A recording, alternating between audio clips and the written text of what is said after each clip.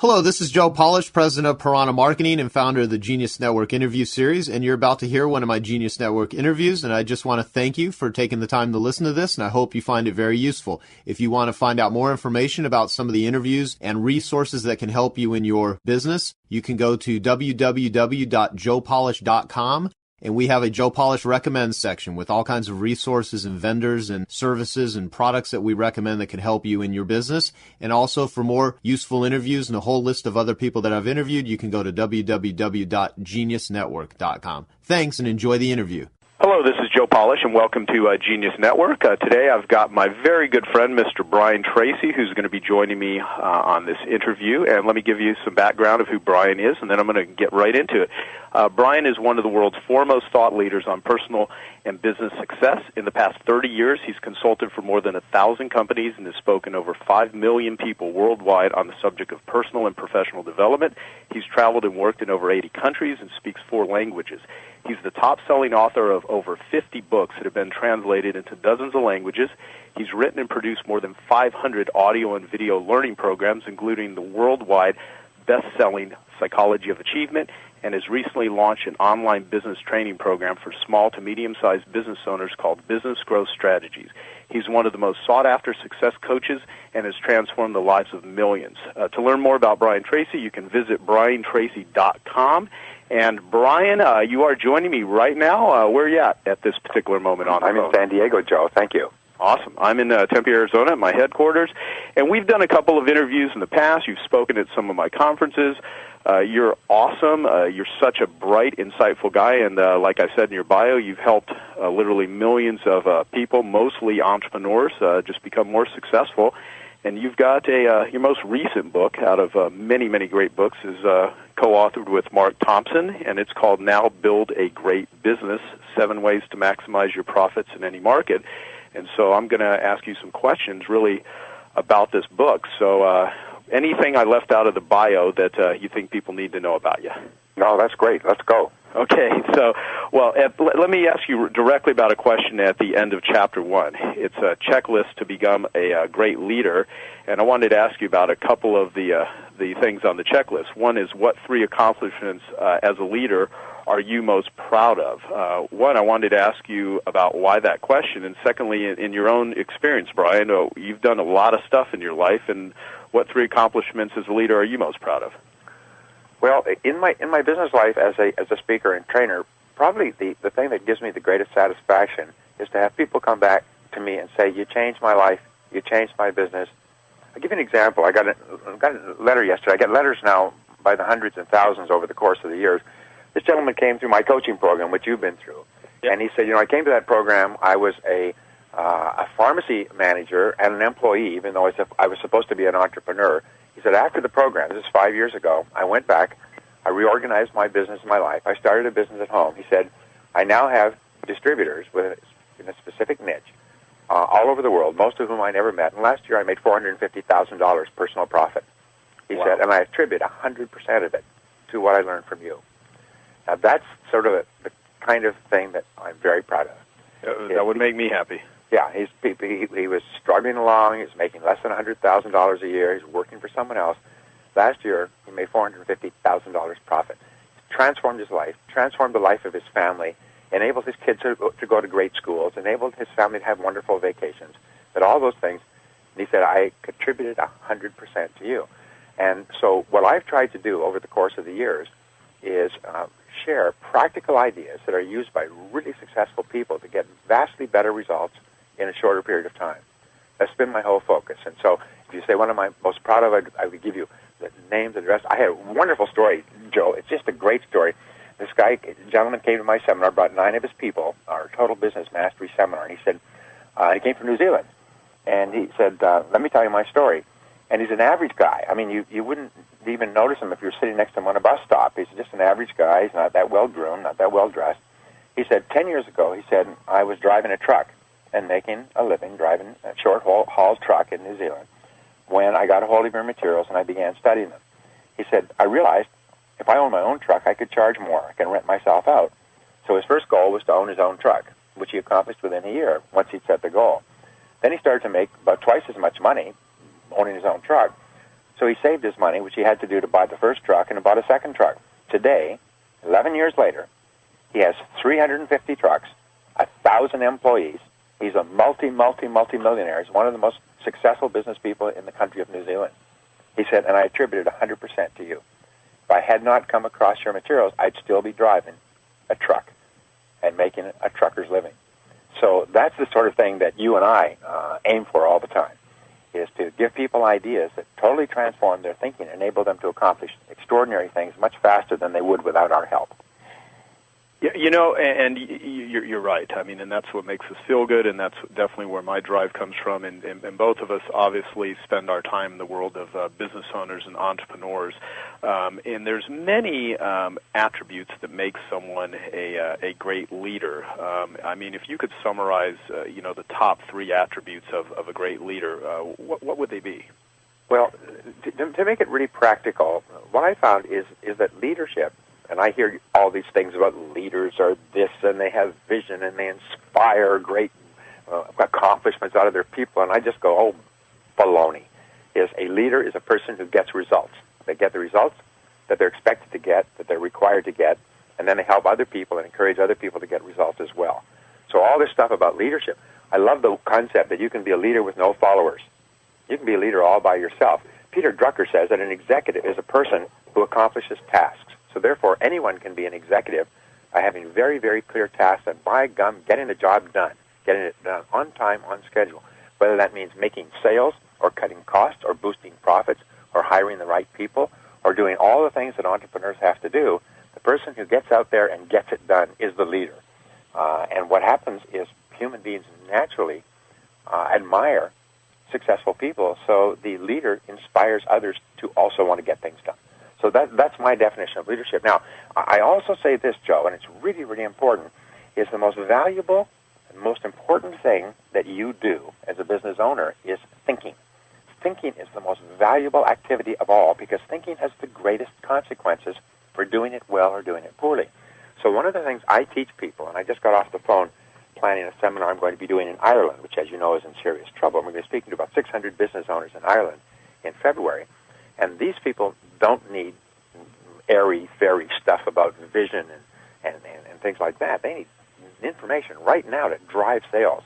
So what I will do is I will teach them a series of thinking tools that become the foundation upon which they can transform their business. And if you're interested, I'll give you a couple of those tools because I think they're priceless. Yeah, absolutely. And then, please do. Well, the first, it's my favorite. I learned it many years ago, and it is basically a life and business transformer. And I call it zero-based thinking, zero-based thinking. And it comes from the concept in accounting called zero-based accounting. In zero-based accounting, what you do is when you are preparing your budgets for the next period, you don't say, should I increase or decrease this amount? You ask, should I be spending money in this area at all? In other words, you zero-base every expense, and you revisit it as though you had never done it. So in zero-based thinking, what you do is you ask this great question. You say, is there anything in my life that I am doing today that knowing what I now know, I would not start up again today if I had to do it over? And I call this a Quink analysis, Kwink, knowing what I now know. You see, about 70% of the things that business people are doing today are wrong. They're a little wrong, a lot wrong, or totally wrong.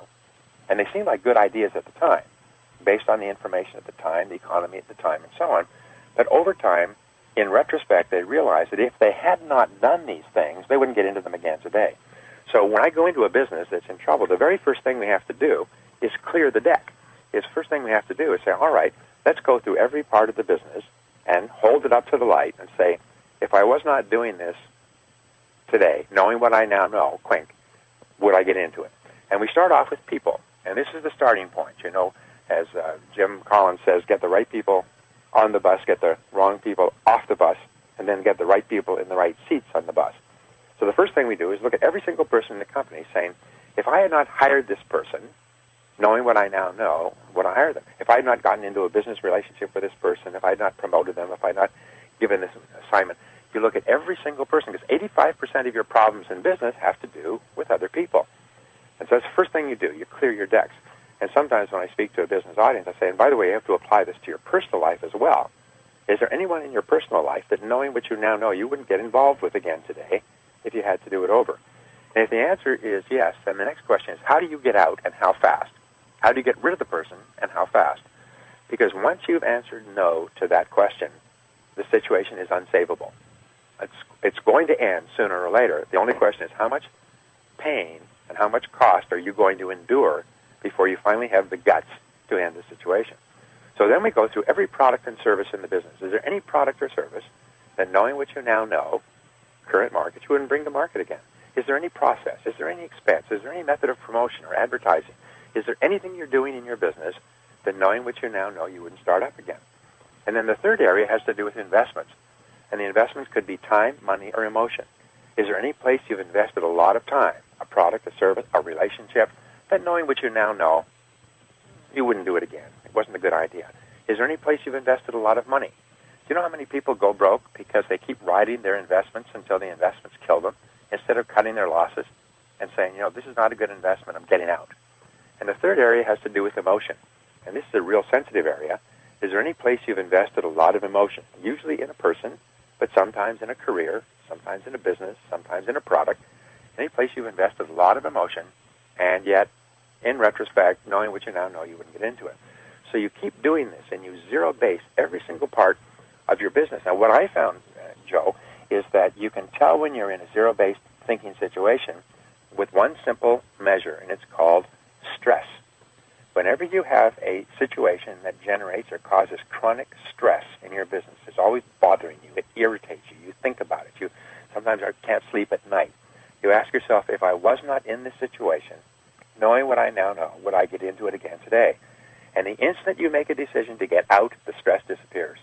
And so as we come to the end of the year and the beginning of the next year, one of the most important things you do is you go through your whole life with a chainsaw, and you just clear out all the brush of things that you would not get involved in again today, so you start off with a clean slate. And only then can you save your business. Only then can you start to generate profits. Only then can you turn around and survive and thrive in a tough market. Zero-based thinking, a quick analysis, knowing what I now know.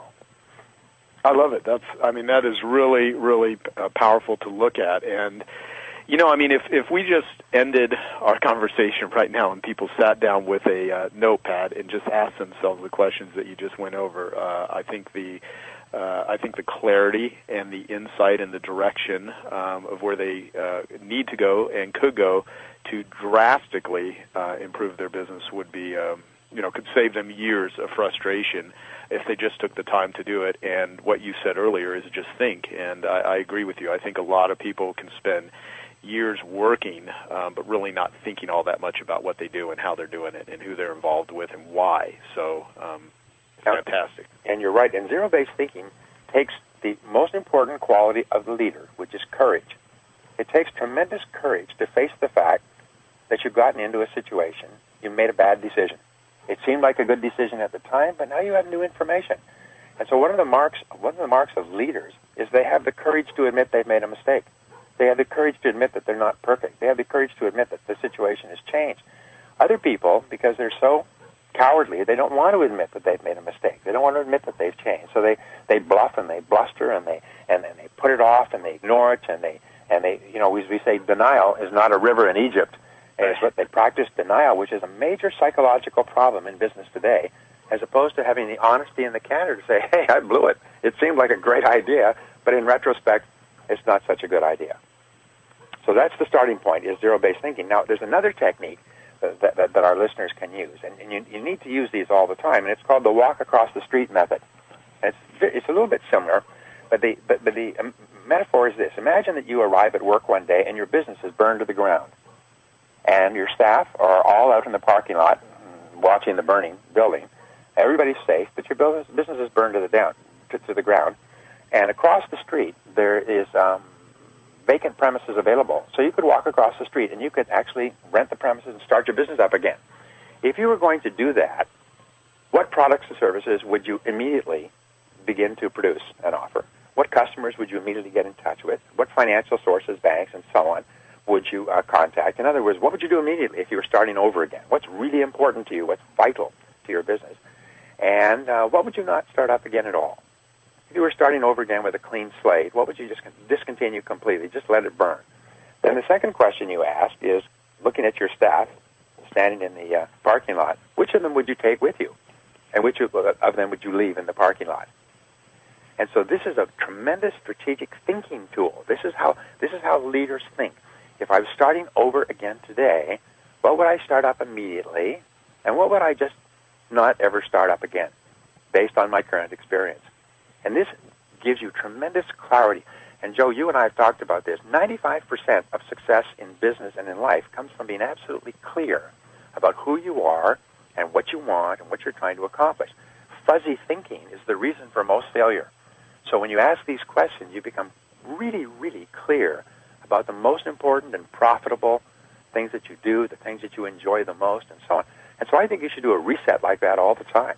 Like every 6 months, say, our building burned to the ground today, and we had to start up over again. What are our most important products and services? Where do we get the greatest profits? Where do we sell our products and services the easiest? What do we enjoy doing the most? What are we the best at? And keep doing that and clearing it up. So that's another great technique, the walk across the street method. I absolutely love it. Yeah, that is really, like you said, strategic thinking, and you just gave two fantastic strategies. So thank you. I mean, this is awesome. Well, so going back to the checklist of a great leader, there's another question, which is, what are your most useful and informative failures, and how are you harvesting them for your business? I thought that was a very interesting question, and so I wanted to actually pose that to you, because along the way, you know that you've transformed lots of failures and mistakes and directions into great accomplishments and great products and services that were byproducts of that. So, what are your thoughts on why should someone ask themselves that question? And it's an interesting question. I have, by my own calculations, I have built 9 million-dollar and multi-million-dollar businesses starting from scratch in 9 different industries, and so I'm not unfamiliar with it. I have made, for myself, I've made many, many millions of dollars. For my clients, I've made tens of millions of dollars, even $50 million, $100 million for my clients. So I'm very proud of that. My mistakes, number one mistake that I've made in the last few years is not doing sufficient due diligence. And those 2 words, due diligence, due diligence, due diligence.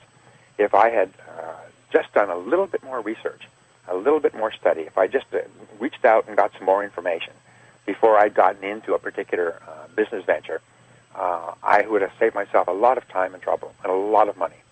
So one of the first things I recommend is to do a lot of due diligence before you begin.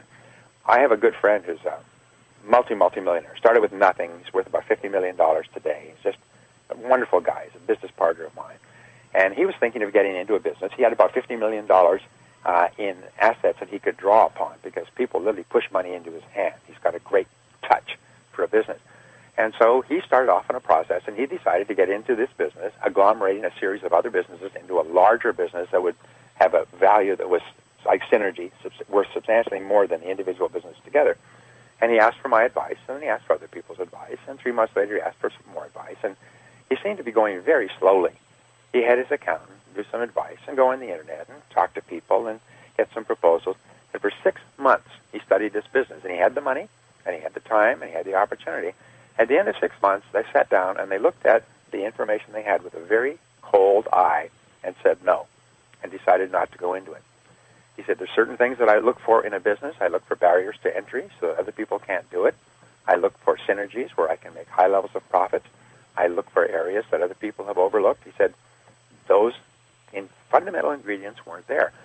So one of the things I learned was sometimes the very best deals you ever do, Joe, are the ones you don't do at all. Yeah. The ones you walk away from. Now, what's the big mistake that entrepreneurs have, you, me, is we're enthusiasts. We hear or see something, and our natural tendency is to be enthusiastic about it, be positive, look at it, look for all the good things. Where what I find is, with experience, you reach the point where you temper your natural enthusiasm, and you start to look for the fatal flaw. Okay, it sounds good, but what's the flaw here? What's the fatal flaw? It's sort of like the story about the company that spends $350 million developing the finest dog food in the world, and it only has one problem: the dogs hate it. Right. You remember that story? Well, the fundamental problem in almost every business is the customers aren't there. It seems like a great idea. Customers should buy it. It seems like a good idea for them, but the customers are not there, or they're somewhere else. So doing your homework, slowing down, making haste slowly, as Shakespeare said, doing your research, and be willing to walk away from it. If the answers don't come up, you have the courage and the coolness and the foresight to say, no, this is not a good business, and walk away from it. Probably the second thing that's really important is to get out earlier rather than later. If you realize you've made a mistake, have the courage, as I said before, to walk away, cut your losses, instead of hanging in there trying to make it work. Now, here's a third mistake, and this caused me an enormous amount of stress last year. And then the third mistake is to be over-concerned about what other people think about you and what other people might be thinking. I mean, you think, well, if I change this, or I stop doing this, or I get out of this, other people may be angry or upset or offended or hurt, and so you develop a preoccupation with the feelings and thoughts of other people until you realize that your thoughts and feelings are the most important. One of the little stories I tell in my seminars, I say, is when you're in your 20s, you're very concerned about what people think about you. When you're in your 30s, you're not that concerned anymore. And when you're in your 40s, you learn the great truth, is that nobody was ever thinking about you at all. And so one of the rules is never do or not do anything because you're concerned about what people might think about you as a result. Always do things that you feel are the very best for you at this moment, irrespective of what other people do. There's a line that has been a very helpful line for me in my whole life, and it comes from the play Cyrano de Bergerac. And it was written by Edmond Rostand in about 1890. It's a wonderful play, and Cyrano is a great individualist, fabulous. Jose Ferrer won an Academy Award playing Cyrano in the black and white movie, which is a fabulous movie. But he's a great individualist. He's always his own person. He's bold and independent and says exactly what he wants to say. It's just wonderful to listen to him. And later on in life, the woman in his life asked him, Cyrano, you've always been so independent and individualistic. Why is that? You've never been concerned about the opinions of other people. And he said, at an early age, I learned that some people may approve and some people may disapprove of anything you do. He said, whatever it is. So I made a decision that there would be at least one person that would be happy with every decision I made, and it would be myself. And these are the words. He said, I resolved from then on to please at least myself in all things. So I could guarantee at least one person would be happy, to please at least myself in all things. And I've raised my children with that, Joe. I tell them, you do whatever you want to do, and I'll back you 100%. Please at least yourself in all things. Make sure that at least at the end of the day, at least one person is happy, and it's you. No, that's great. So I resolve to please myself.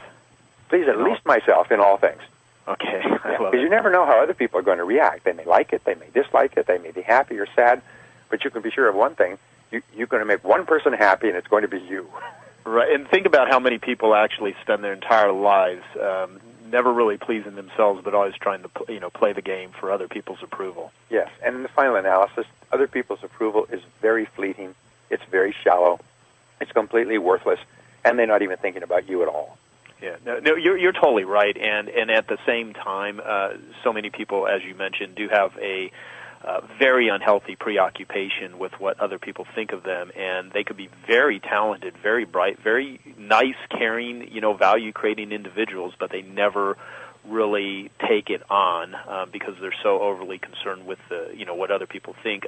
Which leads me to, I want to ask you about criticism. How do you deal with criticism or outright personal attacks? Everything from someone slamming one of your books on an Amazon, book review to, just some misguided individual that targets, you as their point of frustration to bitch and complain about, where their life is at. I mean, how do you deal with criticism, maybe even constructive to toxic criticism? Because it does exist, and lots of people, it holds them back. Yes, well, it's a great question because I was raised Catholic, and so Catholicism is a guilt-inducing religion. It's all based on guilt, and much of what I call negative religion is based on guilt. So you grow up really hypersensitive to the criticism of others. As a matter of fact, many people are held back in life. The primary obstacle to success in business is the fear of rejection. Not so much the fear of failure, because the fear of failure drives you to do things to succeed. But the fear of rejection is the fear that other people will disapprove of you if you ask them to buy something. They'll disapprove of you if you do or say something. So overcoming that is essential. One of the things I first of all learned is that criticism is not really personal. Usually the person who criticizes is saying more about themselves than about the person who's being criticized. The second thing is when you are criticized, and everyone is sensitive about it, when you are criticized, have the courage to say, could there be something to this? Maybe there's something valuable. So you pick the wheat and throw away the chaff. Maybe there is a diamond in there. Maybe a criticism will help you. Someone once said it's your enemies that make you strong, not your friends. It's your enemies who attack your weaknesses that give you insights that make you strong. But the other thing to realize is this, Joe, is nobody criticizes a failure. Yeah. Nobody criticizes a failure. So if you're being criticized because of what you're doing or not doing, then it's a sign that you're probably doing something right. You're probably succeeding. And so I get criticized a lot. I mean, people say, oh, all your books are the same, which is an indication that the person is probably not very literate, doesn't read very much, because I never write two books. They're all published by publishers who compare them with each other. So I've never written two books that are the same. And then they criticize me for this and criticize me for that. And what you do is you just laugh. You just laugh. You say, well, thanks for your input. That's an interesting piece of information. And see if you can't learn from it. Sometimes there's a gem in there that you can learn from, and then you throw the rest away and get on with the rest of your life. I love it. Yeah, that's the line that if anyone is really overly sensitive and really bothered and preoccupied with criticism, I think it would behoove them to take what you just wrote, "No one criticizes a failure," and post that somewhere to remind yourself. Because a lot of criticism is simply self-hatred turned outward. A lot of people that are jealous of other people's success or cannot compete with them, their only way of their coping mechanism, unfortunately, is trying to tear down other people that are doing things that force them to look at what they're not doing. Yeah, it's an interesting point. We're at an interesting psychological point in our political economy today. The great controversy that exists is between those who have money and those who don't. So you have one very large group of people who are just literally apoplectic, almost to the point of being mentally deranged about taxing the successful. They're just obsessed with it day and night. You see them on television and radio. We've got to tax successful people. These people have got to pay more. They've got to pay their fair share. And it has nothing to do with political economy, because when you lower taxes on the productive sector, the job-creating sector, which are the people with money, the level of economic activity in the economy for 2,000 years goes up, and the amount that the government gets in taxation increases. So they even admit, yes, it's true that at lower tax rates on income, capital gains, and so on, the government actually gets more money to give to their friends. But we shouldn't allow people to make that money anyway. We've got to punish them. And so you get this thing, and it's driven by two things, Joe. It's driven by envy and resentment. And envy and resentment are deep undercurrents within every society. In some societies, they are so strong that they cause the whole society to be a dysfunctional society. In Australia, they have a thing, and I love Australia. And Australia has one of the best economies in the world. But they've had a phenomenon for many years called the tall poppy syndrome. And the tall poppy is anybody who's doing better than the average. Is a tall poppy, and they stand up. And the whole philosophy in Australia is you've got to cut down the tall poppies. Cut down the tall poppies. Now, in America, this really doesn't exist that much, because in America, we really admire successful people. But those who are listening, those who have any sense for what is going on in Washington, must realize that this envy and resentment, envy of the successful and resentment of the successful, instead of going out and doing the hard work to be successful yourself, they just prefer to tear people down. And it's the same thing with the individual. If you ever accomplish anything above the average, just be prepared to be criticized and complained about because of this strain of envy and resentment that seems to run through a certain part of our population. Yeah, no, you're totally right, and it's unfortunate. And at the same time, if you really want to be the most useful, valuable person you can be, go out and make yourself as successful as humanly possible. Because truly, the best way to help the poor is by not being one of them. And in your book, as an example, Now Build a Great Business. You've done interviews with some great people. You have insights and face-to-face interviews with Tony Shea of Zappos, who's a good friend of mine and who I've interviewed for Genius Network. Richard Branson, who's again a good friend, and I've interviewed him. And I'm currently the largest fundraiser in the world for his charity, Virgin Unite. And these are individuals that have made a tremendous amount of money and get criticized a lot. But at the same time, because of their success, the things they do from a social aspect are gigantic. And if you look at the people that are making the biggest contributions to causes and to, people in poverty situations, or, they're people that are actually making money. And if people really want to do good in the world, the best thing that they can do is not only be productive themselves, but to create, businesses that, create value and support producers.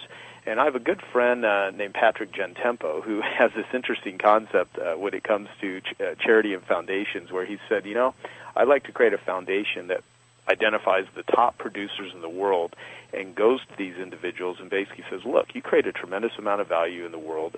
You work really hard. We're going to come in. We want you, we're going to take a couple of weeks. We're going to bring in, a team of people to support you, allow the business to run. We want you to go and get rejuvenated, get some exercise, get some rest, get massages. We want to make you a better producer, but more so we want to acknowledge you for your success because you do so many good things. And he says, so much of quote-unquote charity is let's help, people that are in bad situations. He's like, well, if you go out and really start acknowledging the biggest producers in the world, what are they going to do? They're going to feel appreciation. They're going to feel acknowledgement, and they're just simply going to want to go out and produce more. And so in a lot of ways, Brian, I think that some of the most successful people in the world are kind of alone in a lot of ways unless they proactively make a point to associate with other successful people. And so I think in your career, which has allowed you to not only be such a great coach, a great guide to millions of people, but also to be so damn smart, is you're always seeking out just, producers and seeking out smart people, because you are one of the most well-read, knowledgeable, conveyors of success knowledge of anyone I've ever met. I mean, you just are a walking encyclopedia of, what works and what doesn't work. And so my question to you about that is, I mean, where does that drive come from? I mean, what goes on in, when you decide to sit down and read a book or to go to a seminar or to teach something to other people, what is the thought process that's going on in your head? Because I would consider you a gigantic producer and a huge catalyst for the success of so many people in the world. And I want to know, where does it come from? I mean, were you born with this? Was there some defining event that happened that said, one day I'm going to be this great teacher? I mean, what goes on in your head? Well, it's an interesting question. I've been asked that before, and I really am humbled by your kind comments. But you just talked about your being a major contributor to Richard Branson's charity. I know you've done a lot of work there, and Richard Branson is a major contributor to his charity and other charities. And what I have found is that we all started off with nothing. Richard did, you did, I did. We all started off poor. We all struggled for a long time. And we became successful. And we didn't become successful because of luck. We worked our butts off to become successful. And we made a lot of mistakes. And we went through an awful lot of frustration and failure and despair. By the way, all successful people are great failures. They fail vastly more, 10 times as much as failures fail. Failures are so preoccupied with not failing that they're always playing it careful. They're always playing it safe. Whereas really successful people fail over and over and over again. And because of the law of probabilities, because of the odds, if you are willing to fail over and over again, you eventually succeed. But when you do, we all have one common feeling. Now, there are some people who succeed, and they're complete jerks afterwards.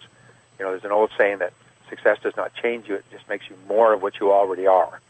And if you're a nice person and you become successful, you become a nicer person. If you're a jerk and you become successful, you become a worse jerk. Right. So what happens with you and I is that we feel grateful. We feel a deep gratitude. We look at the world around us, we compare ourselves with where we came from, we compare ourselves with other people, and we're just grateful. I get up every morning and say, thank you, God. Thank you, God, for everything. No matter what my life situation happens to be, I just say, geez, this has been wonderful. So we're grateful, and because we're grateful, we want to give back. We want to share it. Just like this Genius Network. You don't make any money from these Genius Network interviews, but what you do is you pass on ideas to people that can help them to be more successful in what they're doing. And so we are so grateful that we want to pass it on. And we do it with books, and we do it with seminars, and we do it with individual advice and guidance, and we do it with radio interviews. is we have this tremendous desire to help other people to enjoy this feeling that we have of success ourselves. And that's been my great drive. So from the very beginning, I looked at what has helped me to be successful, which is setting very clear goals and working hard and upgrading my skills and starting early, working harder, staying later, and so on. So I passed it on to other people. And then I developed goal-setting systems. I developed planning and organization systems. Then I developed business systems and so on. But in every case, it's first of all to help me to be more successful, but second of all to pass it on. It's to help other people. And so that's why I come up with an idea for a book, and I think, geez, this would be really helpful to people. This would shorten the learning curve for them. This would help them to be successful faster if they knew these key ideas. So I'll do hundreds of hours of research and hundreds of hours of writing and rewriting and put it into a book form and put it out there. And then sometimes they sell millions of copies. One of my books now is in 36 languages and has sold 3 or 4 million copies. And it just helps people. So that's my drive, and that's why I continue to do what I do. I love it. Yeah, and it's it's a good thing to do. I mean, I think there's so many people that walk around with immense knowledge, but they keep it to themselves. They don't put it out there, and therefore they don't leverage it. And there's so many people that can be helped and assisted when you just literally put your knowledge and your wisdom out there. And you are a great sharer of wisdom and knowledge. And like you said, a lot of times the reward is just knowing that it's helping other people. Because I mean, I don't make money on Genius Network. I mean, relative to the other things that I do, I just love interviewing very smart people. For one reason, that's one of the best ways for me to learn is just ask very smart people questions of what it is they did and how they did it. That's one thing. But the other is it's just really cool to help and support entrepreneurs, because I think entrepreneurs are the backbone of what makes all of the good things in the world happen. And I believe capitalism is the solution to many of the world's ills. But good capitalism, creating value and exchanging money for value. And yes. So let me ask you about other people. Certainly you don't do everything yourself. You develop teams, you teach other companies how to develop teams, and you have a tremendous amount of experience. And in the book, Now Build a Great Business, you really talk about tips on hiring and giving feedback. And so I wanted to ask you about that. Like, what are some imperative tips on hiring other individuals to work with you, be it employees or partners or outsourced services? What are your recommendations? Well, what I have found is that there are certain things that are essential skills for a business owner to have. And one of them is the ability to find good people. In our book, Now Build a Great Business, we talk about attract and keep great people. And it's absolutely essential to be able to do that. But when you start off as an entrepreneur, is you make an enormous number of mistakes in hiring people. The average new business has about 200% turnover per year. What that means is that if you have 5 people working for you, you'll have 10 new people every year. Because why? Because you make so many mistakes. Right. You hire them on this basis. However, over time, you become smarter and smarter about hiring. You slow down a little bit. And in the book, I teach a hiring technique called the Law of 3. And this will increase your ability to hire the right people by about 90%. And people just come back. I was speaking to the head of a billion-dollar company the other day, and I shared this with him over dinner. And he stood up in an audience of about 600 business owners that I was talking to, and he said, this one idea that I learned from Brian has transformed our whole business. Every single person in our business now uses this idea, and it's just had a miraculous effect on the kind of people that we're getting and on the growth of our business. They grew 30% in the midst of the deepest downturn this last 12 months in the furniture business. Something like 30 to 40% of their competitors went bankrupt, and they actually grew 30% because of the application of, partially the application of this technique. So what it is very simply this. If you're going to hire a good person, sit down with a piece of paper. And one of my rules is always think on paper, think on paper, think on paper. If you can't write it, it means you don't understand it. So force yourself to write out a description. All the key points. If I had a perfect person in this job, what would characteristics, qualities, skills would that person have? And just write them down, write them down, write them down. You'll come up with 20 or 30 of them. And then you go over and you say, all right, what's the most important of these skills? Number one most important skill is a proven success track record in doing the job that you're thinking of hiring the person to do. A big mistake that small businesses make is they think, well, I'll hire this person, and since I learned how to do everything myself, this person can learn how to do it as well. No. Big companies can hire people with no skills and take years to train them, but little companies have to take the fruit that falls off the tree. They have to get people who are like the road runner, ready to hit the ground and will beep, beep, and start working immediately. As we say, ready from day one. And so say, okay, that's what I need, and I also want other qualities. And then what you do is you interview at least 3 people for the job. Now, if you can't find 3 people, that means you've misdefined the job. If you cannot find 3 people to interview for the job, it means that you have to broaden the requirements of the job, increase the salary of the job, and so on. But you have to have at least 3 people so you can contrast them with each other. Second of all, interview the person that you like 3 times. Never hire a person the first time you meet them. Never. Always put some space between you and the decision. Never make a job offer. Never hire a person. So interview them 3 times, because a person who looks really good the first time may look average the second time, may look terrible the third time. Third, interview them in 3 places. Interview them in your office, interview them across the street at McDonald's, interview them down the street for lunch. Move them around. A person moved around appears different. They speak differently, almost like chameleons. They change their coloring when you move them around. And the third principle is have at least 3 other people interview them before you decide. Never rely on your own judgment as an entrepreneur. Now, most entrepreneurs say, no, I'm a decision maker, I'm a leader, I have good sense. No, you don't. The fact is that most entrepreneurs are emotional. They think quickly, they respond quickly. They like a person, they say, I'll hire this person. No, slow down. In my company, if I've interviewed a person after going through this process, I've interviewed them 2 or 3 times, I then have them go and talk to the other people in my company that they would be working with. And I just chat with them and have coffee or lunch. You just go around, I introduce them to everybody, and just get to know some of the people around here while we're talking about this job. Then I call my staff in, I say, what do you think?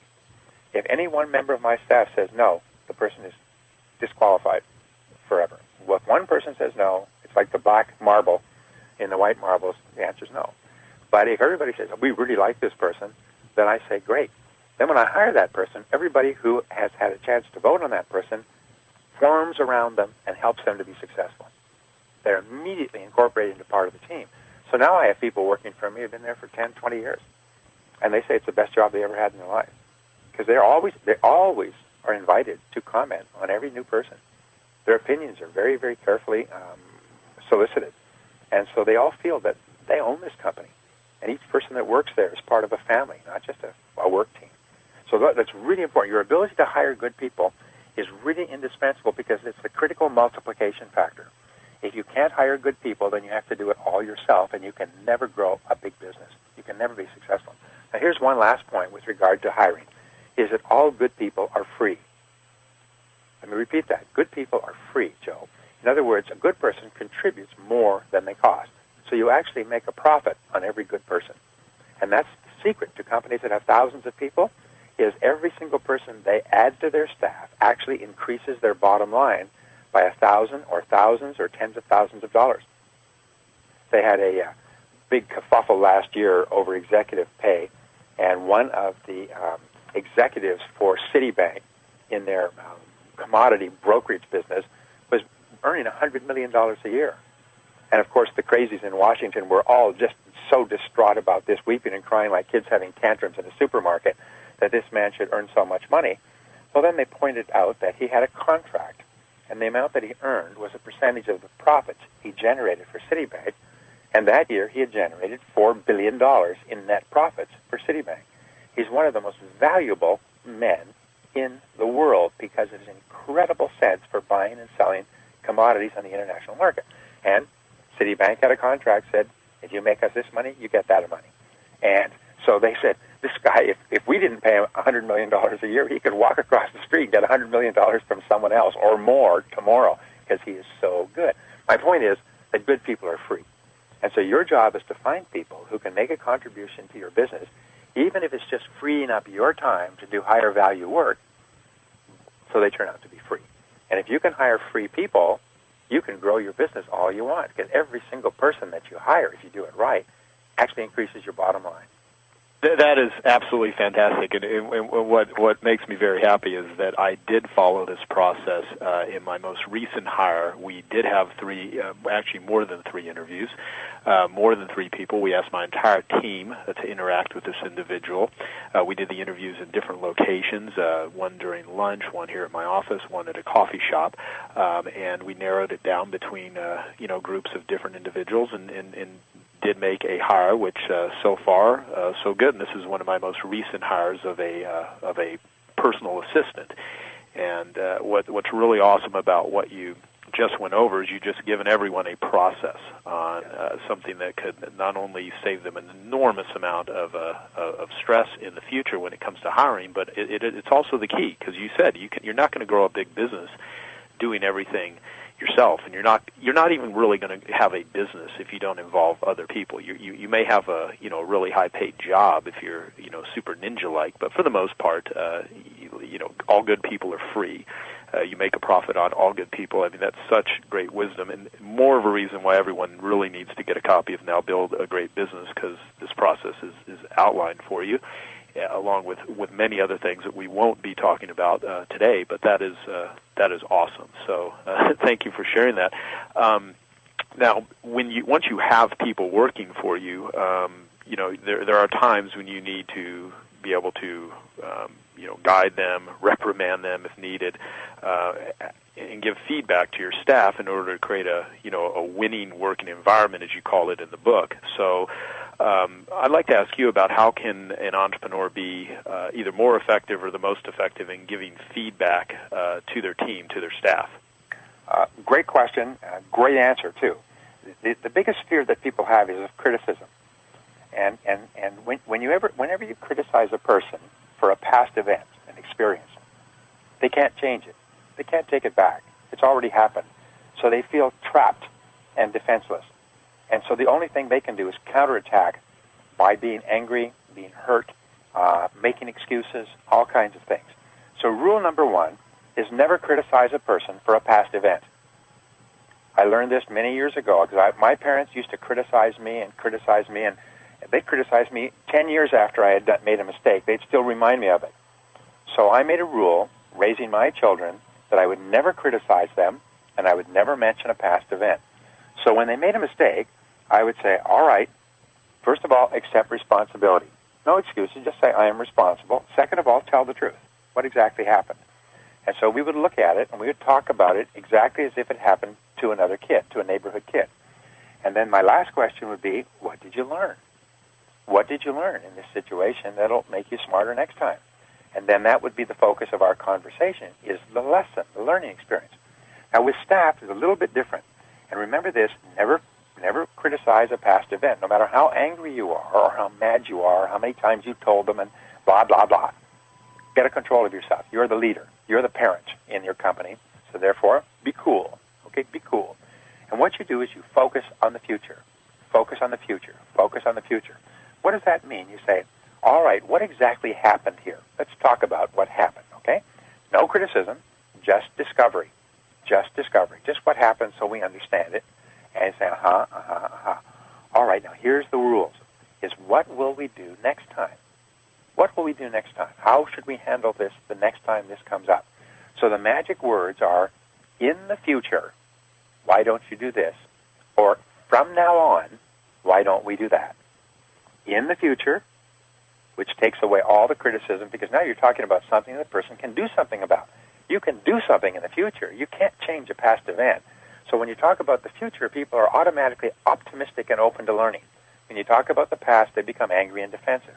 In the future, let's do it this way. Or when this comes up again, let's be sure to do this. Or, from now on, why don't we do this? And always focus on the future. You know that wonderful line, Joe, when you turn toward the sunshine, the shadows fall behind you. Right. Well, get people to turn toward the sunshine. Get them to think about how they'll handle it next time. Get them to think about what they learned from it, so you keep the whole discussion of a mistake positive. One of the things I do with my kids, which I do with my staff, is when they make a mistake, and they make, all good kids make mistakes, I'll say, when I was your age, let me tell you what I did. And I would tell them a big mistake that I made. And we would talk about it. but there's never any negativity.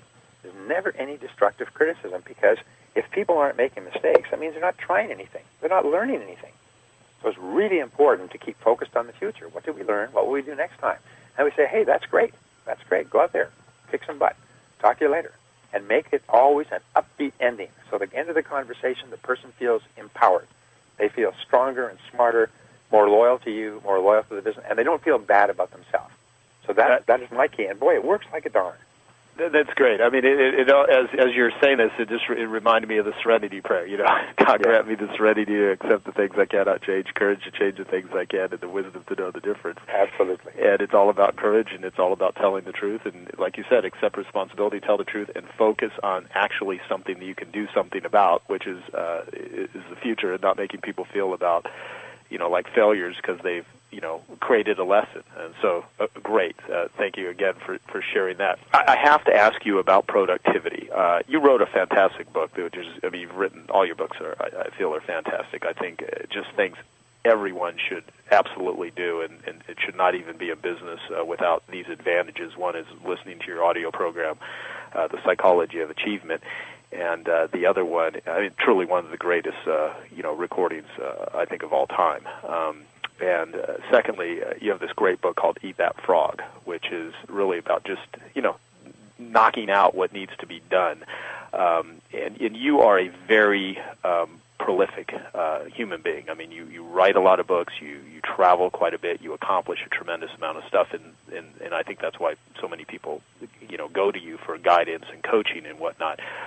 How does someone focus in the day of massive technology, from social networks to emails to information overload?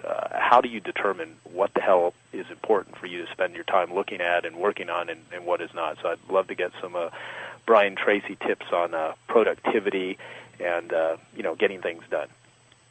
Great question. You sat in on my Focal Point coaching program, and I picked the subject focal point because I think that's really the key to tremendous productivity. And my thought is, be a sniper, not a machine gunner. Pick your shots. One shot, one kill. So one of the things that we teach, you may recall, is what I call the law of three, applied to work. And what this law says is that if you make a list of everything you do in the course of a week or a month, you'll find that there are only three things on that list that account for 90% of the contribution you make to your business and to your life. Only three things. And so what you do is you ask these three questions. Question number one, I call them the magic questions. If you could only do one thing all day long, which one activity would contribute the most value to yourself and your business right now? Now, this is a great question because this is almost invariably the thing that people are not doing or procrastinating on. But there's always one thing that if you do it, and you do it now, and you do it really well, will make more of a difference than anything else. So you put a circle around that. And the second question is, if you could only do two things all day long, which would be number two? If you could only do three things all day long, which would be number three? Now, if you do that, and this takes sometimes 5, 10, 15 minutes, people will realize those three activities that they circled account for 90% of their value, and everything else they do is in the other 10%. And so what you do is you make a list every day before you start work, and you pick the one or two or three things that you can do that, if done well, will make a real difference, and you start work on your most important one and stay with it till it's done. Now, this, what I just explained to you, is the essence of 200 years of time management books, tapes, courses, CDs, videos, seminars, everything else. All time management systems come down to picking the one thing that only you can do at this moment that will make the greatest difference in your life, and doing only that. Now, there's another word which I came up with in my studies, and I have written extensively on time management. As I say, I'm a bestseller all over the world on the subject, and I did this for myself. I put these ideas together to help myself be more productive. I don't even consider myself a time management specialist. I don't even do time management seminars, except very occasionally, and yet I'm probably the best-selling time management author in the world. If you can imagine that. Yeah, it is true. Yeah, but my point is that by identifying the one thing, and you do it with the word consequences. Consequences is one of the great words, because something that is important is something that has big potential consequences. Something that's unimportant is something that has small or no potential consequences. So you always ask yourself, what would be the consequences of doing or not doing this.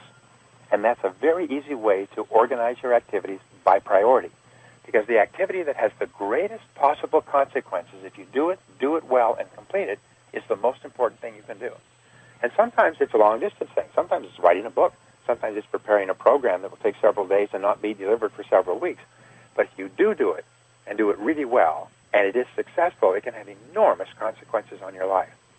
So you'll find that men and women, great men and women, are always thinking in terms of the likely consequences of doing or not doing something. And yet probably 50% of working time is wasted, Joe. And according to Robert Half and Associates and all the studies, is people waste their time doing things of zero consequence. Yeah. They waste their time doing things that wouldn't matter at all if they never did them at all. And then the great tragedy is that people are creatures of habit.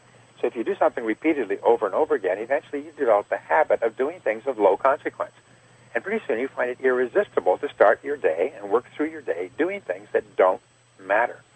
So we say, and eat that frog, we say if the worst, if you get up in the morning and you eat a live frog, you can have the satisfaction that's probably the worst thing that will happen to you all day long.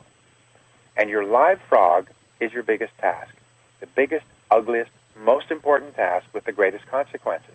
And if you can discipline yourself to get up and do that first, you give yourself like a shot from guns jump on the day.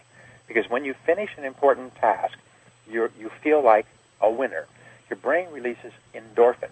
You feel elated. You have more energy and creativity, and you are motivated to plunge into the next task. Whereas if you start your day and you work on little, irrelevant, meaningless things, eventually your energy wears down and tires down, and you lose your enthusiasm for the big tasks. So what do? You procrastinate. And you put the big task off until tomorrow, and the next day, and the next day. Got to tell you a funny story. People from all over America go to Los Angeles hoping to get into the movie business. Right. Many of them are scriptwriters, like actors and actresses that work as, car hops and waitresses. Many of them are scriptwriters, and they hope to write a winning script. They hope to write a script that will be picked up by a studio. They get $1 million, $2 million, $3 million, becomes a hit movie. They become a star. People line up to get them to write scripts. They dream of writing a script. So they had a reporter from the Los Angeles Times who'd heard this go out onto the sidewalk in front of the building in downtown Los Angeles and stop people as they were going along and saying, "How's your script going?" He said 9 out of 10 people said, "Almost done." Almost done, which means not yet started. They're out there hoping, wishing, praying to sell a script, but they haven't written the damn thing. It's like buying the lottery ticket. At least buy the ticket. They haven't written the script. So you'll find that 90% of people are living in someday I'll. Right. Living on that wonderful island, someday I'll. Someday I'll finish my script, and someday I'll do this, and someday I'll do that. I say that the starting point of great success is to vote yourself off the island. No more someday I'll. As we come into the new year, it's a wonderful time to make a decision that, by gum, I'm going to get on with things. I'm going to get them done. I'm going to put them behind me. I'm going to start work with my most important task, and I'm just going to put my head down and do nothing until it's done. I'm going to do this every day until it becomes a habit. I love it. I have a good friend named Stephen Pressfield. He wrote a book called The War of Art, and he wrote The Legend of Bagger Vance that they made the movie out of. Right. And he said that the hardest thing for writers is not writing; it's the sitting down to write. and if you can just sit down and start, that is part of the process. And I think as it relates to business, that's what Eat That Frog is really all about. And everything you just described, it's like just do it. I mean, you can come up with a million excuses. It doesn't take any talent to put things off. It doesn't take any courage to put things off. Right. And it doesn't take any responsibility. And so much I think about what you help guide entrepreneurs to do is just simply be more responsible. And I think what a lot of entrepreneurs do in the process of maybe putting things off, they think they're being responsible because they're studying or they're researching or whatever, but it's really being irresponsible to yourself if you're not sitting down and focusing on the most important things that have important consequences. Yeah. What are your thoughts on entrepreneurial responsibility? Because I've thought a lot about that. What makes the difference between the ones that really get rewarded well, the people that really grow great businesses, the people that really accomplish things in the world, and people that don't. And I believe a lot of it has to do with just taking on more responsibility. When you decide to hire someone, you're taking on responsibility, and if you choose not to, you're just simply not being responsible. So what are your thoughts on responsibility?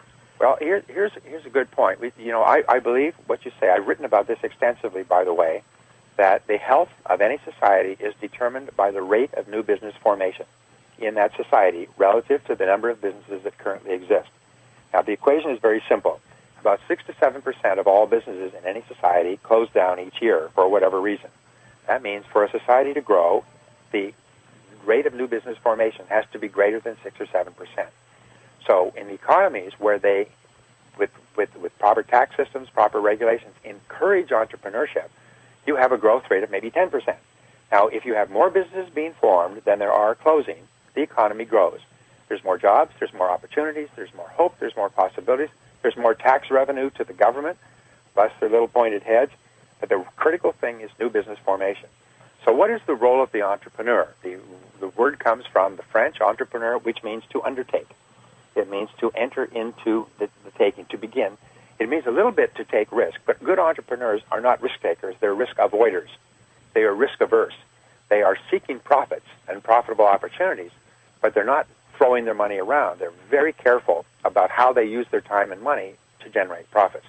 So the job of the entrepreneur is to look for opportunities that other people haven't seen and then to exploit those opportunities to the full, whether it's you or me working out of our homes and offices or Bill Gates working out of Microsoft. The process is the same. Find market opportunities and exploit them. So what is the chief responsibility of the entrepreneur? The answer is to ask people for money. The role of the entrepreneur is to ask people for their money. Please give me your money in exchange for my product or service. That's what you do from dawn to dusk. Now, they've asked, they did a survey, and they asked entrepreneurs, business owners, how important is marketing and sales to your business? And they all said, oh, terribly important. Most important thing of all, oh, geez, lifeblood to the brain. I mean, without that, we wouldn't be able to survive. Good. Well, let us sort of track you with time and motion studies for the next month and just see how you use your time. And they did. At the end of the month, they found that the average business owner spends 11% of their time on sales and marketing. 11%. The other 89% is busy having meetings and talking to people and going out for lunch and being on the phone and driving around and all these things, but it's not sales and marketing. And you'll find, however, when you're really hungry, that's all you think about. So what you do is you have to flip the equation around and realize that almost anybody can do a job once the entrepreneur has created the job, but only the entrepreneur can drive sales and marketing. So if you want to make next year the best year of your history, then put everything else aside and realize that of the three things that you could do, there's always one big thing and two small things. Number one is ask people for money. Number one is to drive sales, is to think about sales and marketing all day long. By the way, there's two parts of that, which we talk about all over the place, but especially in Build a Great Business. Marketing and sales are different. People think marketing and sales and marketing are like the two parts of a sandwich. They're not really. Marketing is attracting people who are good prospects for what you sell. In other words, if you had a restaurant off the highway, you put a sign 5 miles back and it would just say hungry in 10-foot letters with a big question mark. Turn off at exit 22 for Bill and Susan's home-cooked meals. In other words, the word hungry is aimed at people who want it, who need it, who are ready to buy it, who are prepared. In other words, you don't look and try to create demand for your product. You try to look for people who already want and need and are willing to pay for your product. That's marketing. And you point out that it's here. Now, sales is the second part, and it's completely different. It's now convincing them that they should buy your product or service to satisfy their need rather than somebody else's. And they're two separate functions. Marketing and in a company, marketing can be in the head office and sales can be 1,000 miles away. In other words, they can be completely separate functions. But for the entrepreneur, they have to think, first of all, I've got to get people to raise their hand and say, yes, I am interested in the specific benefits that your product or service offer to me. And then sales is to get them to buy from you now. Now, both of these, as you know, are the fastest changing, fastest moving areas of business. And what worked last month won't work next month. One of the things I learned is that no matter how successful your marketing campaign is, it will stop working. And you may know why, and you may not know why, but it will stop working, and you better have plan B ready to go. And second of all, sales, what customers want and need and are willing to pay for, requires that you be continually improving your sales process. And what I've done with my clients, and what you've done with your clients in Piranha Marketing, is given them tools to help them make their offering so attractive that people say, I want that. And then second of all, make your sales presentation so effective that people say, I want that from you now, and here's my check. Yeah. So your job is to do nothing but ask for money all day long. Until you have asked for money, you haven't worked. If all you've done is you've done some paperwork and checked your email and talked to some friends, you're not working. You're basically unemployed. You might as well stay at home watching television. Your job is to ask people for money all day long. And if you will do that often enough people will say yes, and you'll be able to have all the money you want. And if you don't do that in a really tough competitive market, then what will happen is your business will suffer. And it's real simple. It's black and white. I love it. You know, I'm going to actually quote this, and I want all the listeners to hear this because you're going to hear me say this on a regular basis. Brian Tracy quote, if you haven't asked for money, you haven't worked. And I wholeheartedly agree with that because until you actually ask for money, there's no way for you to not only deliver and give and offer value to someone else, there's no way for you to get compensated for it. And if you're not accomplishing that, if you're not doing that, then you don't fantasize that you actually have a business because what you're doing is just you're confusing activity with accomplishment. So I absolutely love it. Let me mention something, Brian, that's in the introduction of the book. It says, now build a great business.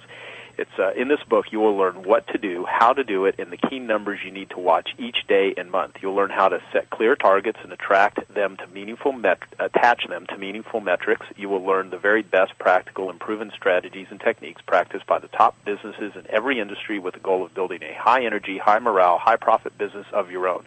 This book will show you how to attract customers, keep them coming back, and have them bring their friends. It tells you how to focus and concentrate your time, money, and resources on the most profitable products, services, and activities. Now, that's a pretty big promise for a book, and from having read this book, it absolutely delivers on that. And so I need to ask you one thing about this, because what I love about this book is the emphasis on measurement and the emphasis on metrics, because you say very clearly in the book that if you don't measure, if you don't look at the key numbers, you have no idea what the hell you're doing and what's working and what isn't. It's like playing a game but not being able to keep score and therefore not even knowing where you're at. So just a couple of suggestions on key metrics that and measurement that people need to look at. I mean, because I know a lot of people talk about it, but they simply don't do it. So what are your thoughts on metrics? Okay, well, this comes back to my focal point process, focusing in on a specific goal, number, measure, activity. What we find is that there are a whole series of numbers that determine the health or lack of health of any business. And your job is to determine your number.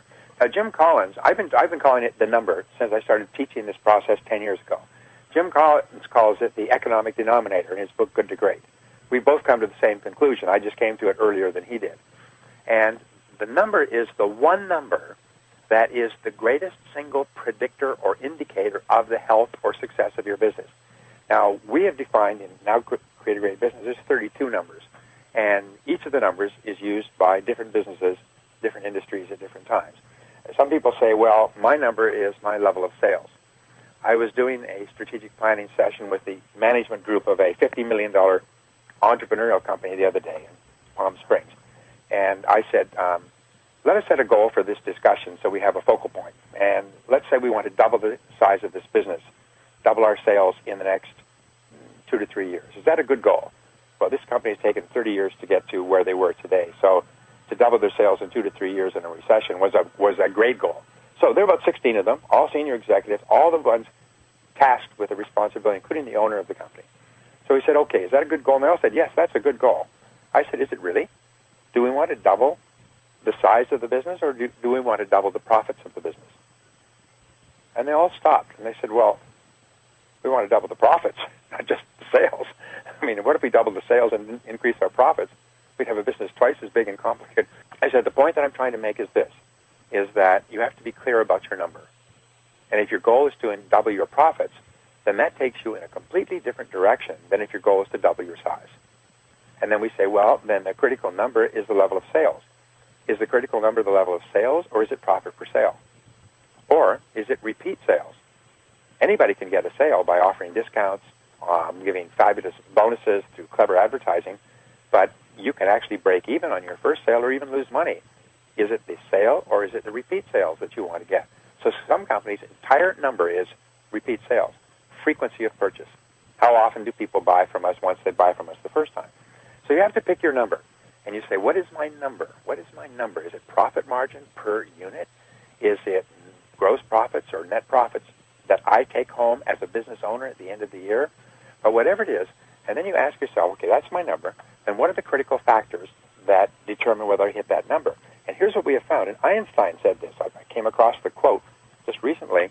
He said the very act of focusing on a particular number improves your ability to achieve that number. So if you focus on a particular number single-mindedly, like a laser beam, you will start to see all kinds of ideas and possibilities to improve that number. If you say it's number of customers that walk in the door or number of customers who respond to my advertising, suddenly you'll start to see all kinds of ways that you can increase the quality and quantity of customers responding to your marketing. If it's maybe the one thing you want to increase is your closing ratio. I worked with a company. I did a strategic planning session for them in Phoenix.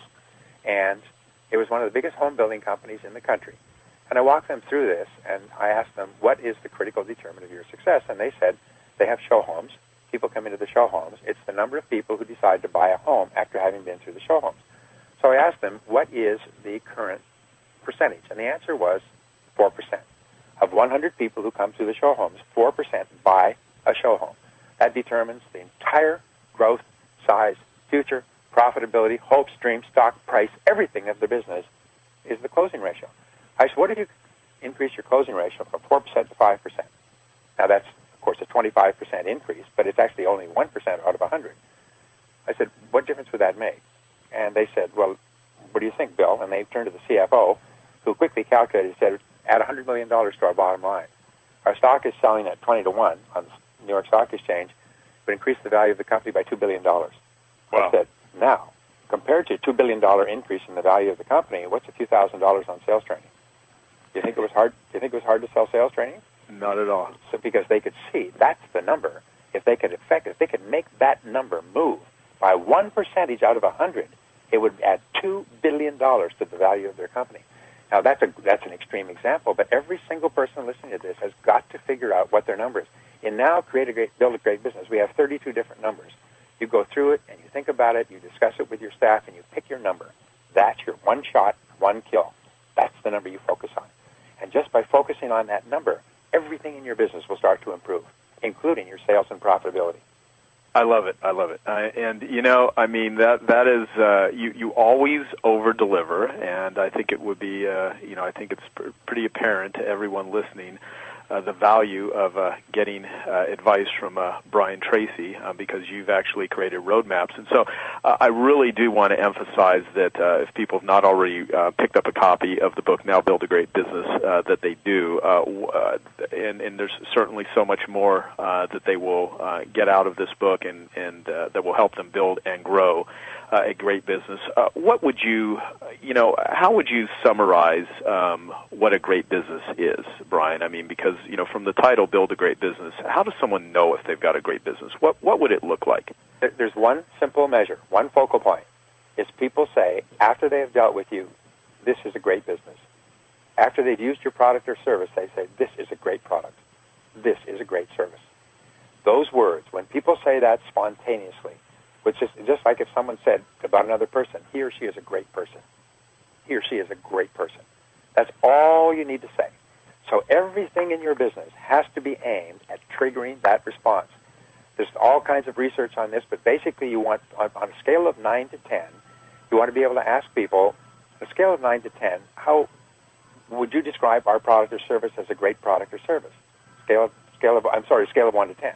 And what you want is most of your customers to give you a 9 or a 10. Yes, this is a great product. Yes, this is a great service. Yes, this is a great company. These are great people. That's because why? It's because that's what people say about the most profitable, fastest-growing companies, not only in America but worldwide. And so that becomes your focal point. Take care of people in such a way that they say afterwards, that was a great experience. I'm going back there over and over again, and I'm bringing all my friends. I love it. I love it. So I guess in summary, what will this book really teach people how to do? Well, it just gives you a series of simple points You know, it was Galileo once said, you cannot teach a person something they don't already know. You can only bring what they do know to a higher level of awareness. So we know that the people listening to this interview are experienced business people, entrepreneurs, and so on. So when you read this book, what you'll do is you just have a series of ahas. Of course, I know that. I've experienced that. That's consistent with my reality. I've seen it. That's true for me. That's exactly what I've done when I've been most successful. And so what it will do is it'll just remind them of the very best experiences that they've had in business and bring it to a higher level of awareness so that they do these things more often. And the result in your business, I've had people who've doubled their business after years and years and years in a recession, doubled their business in 30 days, just as a result of going through this process and then taking action. Even just one idea, if it's the right idea and you take action on it immediately, can transform your business and very quickly. Yep, awesome.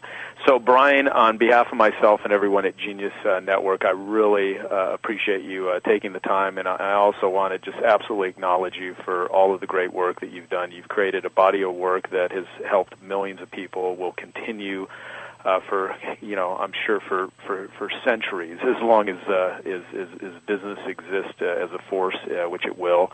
And, to get more Brian Tracy knowledge, coaching, seminars, etc., where do people go? Just go to briantracy.com. Awesome. We have everything that we offer is available, including free newsletters and all kinds of free things just to help people get going or get started. Thank you. And what I want to say is this is a interview that I would recommend that you listen to more than once. I recommend that you share this with other entrepreneurs and important people that are in your business. I recommend you get a copy of this book and not only read it because it'll be interesting, but read it because it's a roadmap.